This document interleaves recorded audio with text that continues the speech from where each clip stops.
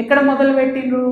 నేను ఎప్పుడైతే జాగృతి జనం బాట అని చెప్పి బయటికి రావాలనుకున్నానో ముందు సోషల్ మీడియాలో ఒక ప్రచారం మొదలుపెట్టిండ్రు. నా భర్త గౌరవనీయులు అనిల్ కుమార్ గారి ఫోటోను చూపిస్తూ దాంట్లో ఏవి రెడ్డి గారు అనేటటువంటి వ్యాపారవేత్త నా భర్త కలిసి ఏదో ల్యాండ్ లావాదేవీలు చేశారు.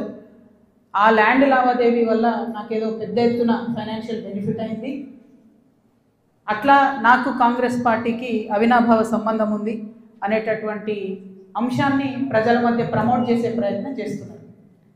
ఈ వెకిలి ప్రయత్నాలు చేస్తున్నటువంటి గుంటనక్కలందరూ కూడా నేను చెప్తా ఉన్నా, నేను ఇంకా మీ చిట్ట విప్పడం ప్రారంభించలేదు, ఓన్లీ టాస్ వేసిన అంతే.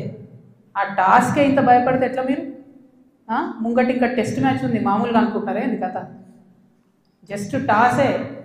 ఇప్పటికే గెలిచినాం ఆల్రెడీ మేము జాగ్రత్తలు, ఎందుకు భయపడుతున్నారు మీరు ఇంతగా? ఏమన్నాడు నా భర్త? మీరు అధికారంలో ఉన్న 10 ఏళ్ళలో ఎన్నడన్నా వచ్చి మిమ్మల్ని ఒక పని అడిగినామా మేము? ఎప్పుడన్నా ఒక ఫేవర్ అడిగినామా మిమ్మల్ని? ఒక్క విషయంలో అన్నా అవుట్ ఆఫ్ ద వే పోయి ఏ ఒక్క మంత్రితోని కానీ, కేసీఆర్ గారితో కానీ, కేటీఆర్ గారితో కానీ, హరీష్ రావు గారితో కానీ, నా భర్త కానీ నేను కానీ ఏమన్నా ఫేవర్ తీసుకుని ఉంటే చెప్పండి, దమ్ముంటే చెప్పండి. ఊరుకుంటుంటే తమాషాలు చేస్తున్నారు. మీరు వెకిలి ప్రయత్నాలు మానుకోండి. నేను మీ మీద చేసినటువంటి ఆరోపణలకు మీకు దమ్ముంటే, సిగ్గుంటే, ప్రజాస్వామ్యంలో ప్రజల మధ్యలో ఉండాలనుకుంటే జవాబు చెప్పండి. అంతేగాని నా మీద మొరిగేటటువంటి వాళ్ళందరినీ వదిలిపెట్టి ఏది పడుతుంది మాట్లాడితే నేను చూస్తూ ఊరుకుంటాను అనుకోవద్దు. నేనేం తప్పు చేయలేదు. బీఆర్ఎస్ ఉన్నటువంటి అధికారంలో ఉన్నటువంటి 10 సంవత్సరాలలో ప్రభుత్వం నుండి నేను ₹1 కూడా లాభం పొందలేదు. మీరు చేసినటువంటి అక్రమాలన్నీ నా మీద ఆపాదిద్దామని చూసుకుంటే నేను ఊరుకునే వ్యక్తిని కాదు. నీతి నిజాయితీ నా వైపు ఉంది కాబట్టి నేను ఇలా ధైర్యంగా కుండబద్దలు కొట్టినట్టు ఎక్కడికి పోయినా మాట్లాడుతున్నా.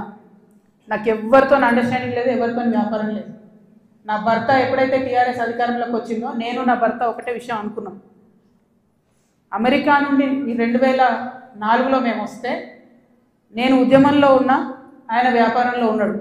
ఇల్లు గడవాలి కదా, మీ లెక్క మంది మీద వాడు దోసుకోలే. నేను ఎప్పుడు మీ లెక్క నేను ఎవరిని వాడి వసూలు చేసుకొని ఉద్యమాలు నడపలేను. సమయం సందర్భం వచ్చినప్పుడు నా నగలు కుదబెట్టి బతుకమ్మ చేసిన నేను. అందుకే ఇంత పౌరుషం నాకు.